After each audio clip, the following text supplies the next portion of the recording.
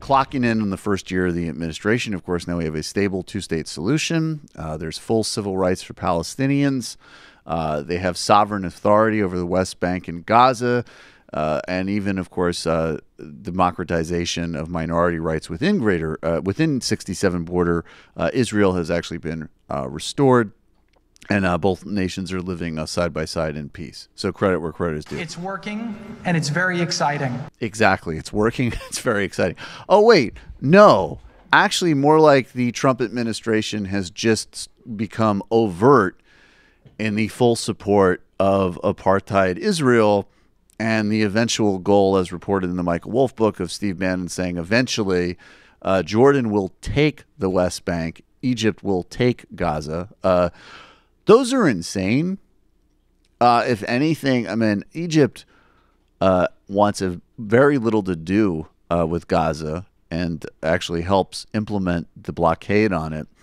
And Jordan already has deep social tensions with Palestinian refugees already within Jordan.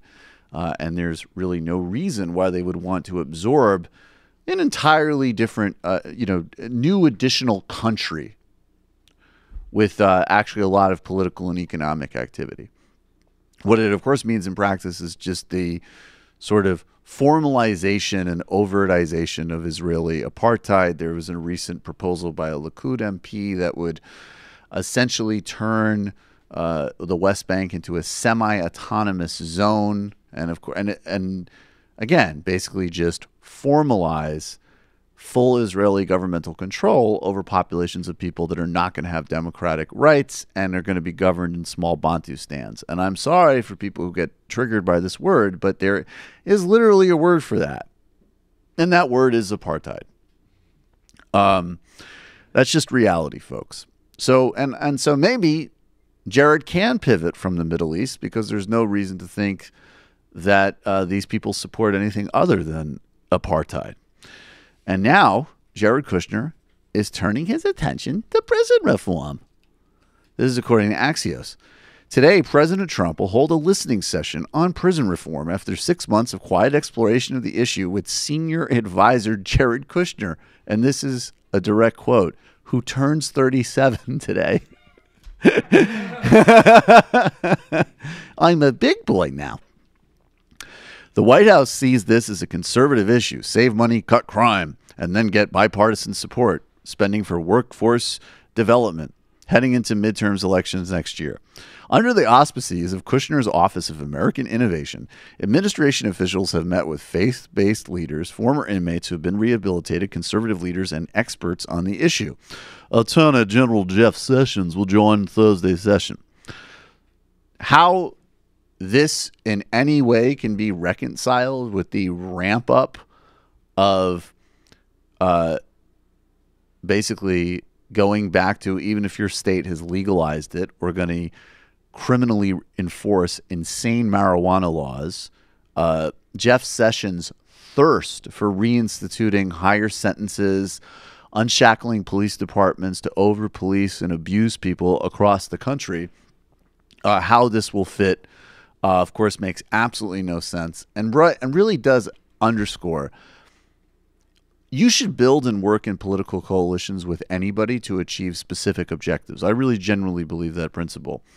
But the distinction in a Michelle Alexander critique or an Angela Davis critique of a systemic prison apparatus that is built on structures of class, race domination and part of a larger capitalist project of discarded bodies and actually also very cheaply exploited labor, because there is actually a lot of labor for private industry in American prisons, not to mention the private prison industry, which is, of course, getting a lot of what they want under the Trump administration.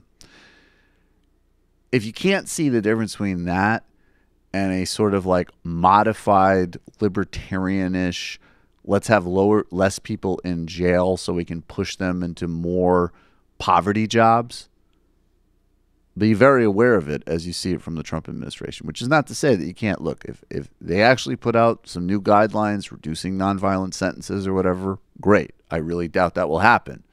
But prison reform is an issue that you got to be very careful about the larger agenda of who you're buying into when you hear somebody talk about it.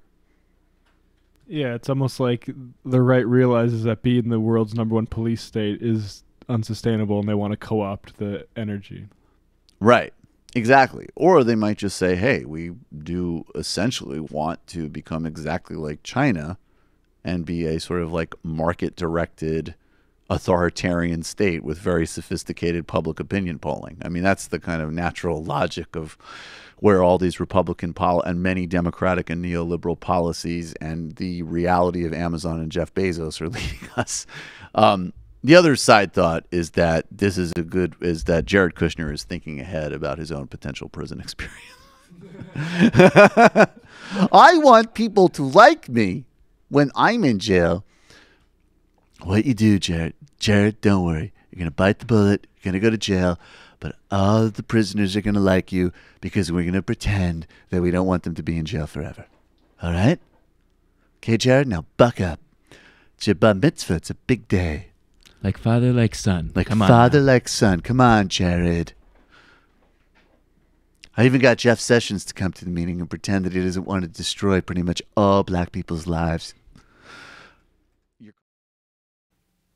Hi, folks. Sam Seder here. We still need your help on our Patreon page. YouTube ads have come back, but not nearly as much as we had before. So if you can help us out, any little bit helps. Head over to our Patreon page right at this URL, and you'll help us keep helping you by making videos